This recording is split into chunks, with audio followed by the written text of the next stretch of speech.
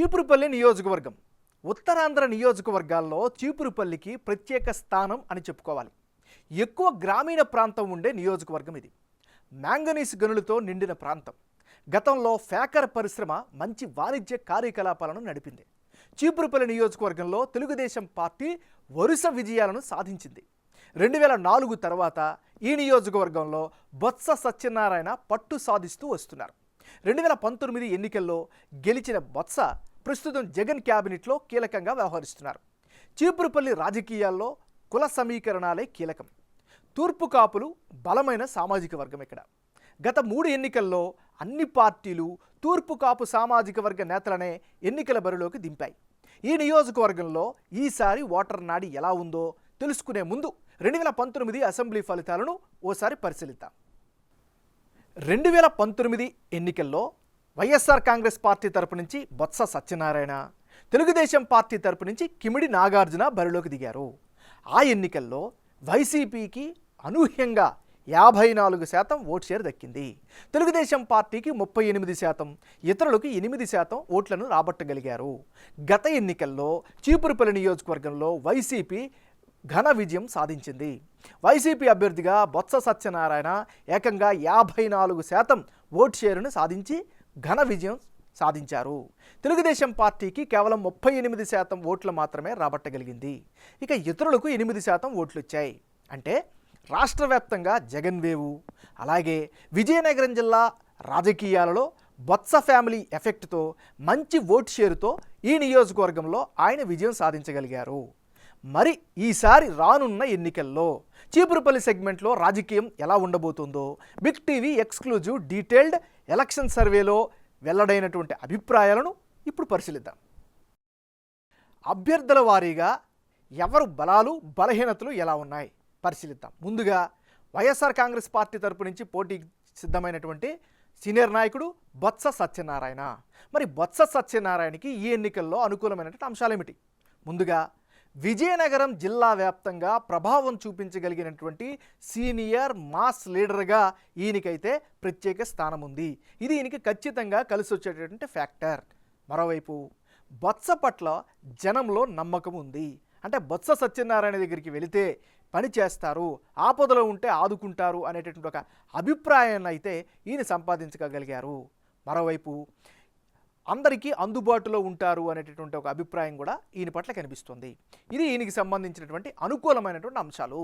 మరి బొత్స సత్యనారాయణకు మైనస్ అయ్యేటటువంటి అంశాలు ఏమిటి పరిశీలిస్తే, తోటపల్లి కుడి కాల్వ పనులు పూర్తి చేయలేకపోవడం ప్రధానంగా వ్యవసాయ వర్గాల్లో ఈయన పట్ల వ్యతిరేకత కనిపిస్తోంది. మరోవైపు చీపురుపల్లి సెగ్మెంట్లో చాలా చోట్ల రోడ్లన్నీ కూడా చాలా సమస్యలతో గుంతలతో కనిపిస్తున్నాయి. సో ఇది అన్ని వర్గాలను కూడా ఇబ్బంది పెడుతోంది.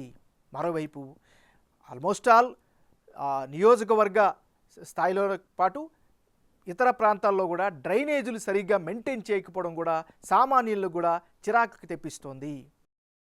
గత ఎన్నికల్లో ఇచ్చినటువంటి హామీల్లో ముఖ్యమైనది చీపురుపల్లి రెవెన్యూ డివిజన్ సాధన. దాన్ని సాధించడంలో బొత్స వైఫల్యం చెందారు. ఇది కూడా ప్రధానమైనటువంటి మైనస్గా చెప్పుకోవచ్చు. సో ఓవరాల్గా ఇది ఈయనకి సంబంధించినటువంటి ప్లస్లు మైనస్లు. తెలుగుదేశం పార్టీ తరపు నుంచి చీపురుపల్లిలో బరిలోకి దిగడానికి సిద్ధమైనటువంటి నాయకుడు కిమిడి నాగార్జున. మరి కిమిడి నాగార్జునకి ఈసారి ఎన్నికల్లో అనుకూలంగా ఉండేటువంటి అంశాలేమిటి? కిమిడి మృణాలిని గణపతిరావు రాజకీయ వారసుడిగా రాజకీయాల్లోకి రావడం ఈయనకి ప్రధానమైనటువంటి ప్లస్ పాయింట్గా ఈ నియోజకవర్గపరంగా చెప్పుకోవచ్చు. మరోవైపు యువ నాయకుడిగా ప్రజల్లో అయితే మంచి గుర్తింపునైతే సంపాదించుకోగలిగారు. మరోవైపు నియోజకవర్గంలో చాలా యాక్టివ్గా ఉన్నారు, అనేక సేవా కార్యక్రమాలు చేస్తున్నారు. పార్టీ పరంగా కూడా కార్యక్రమాలు చేయడం ద్వారా పార్టీ కార్యకర్తలతో మమేకమవుతున్నారు.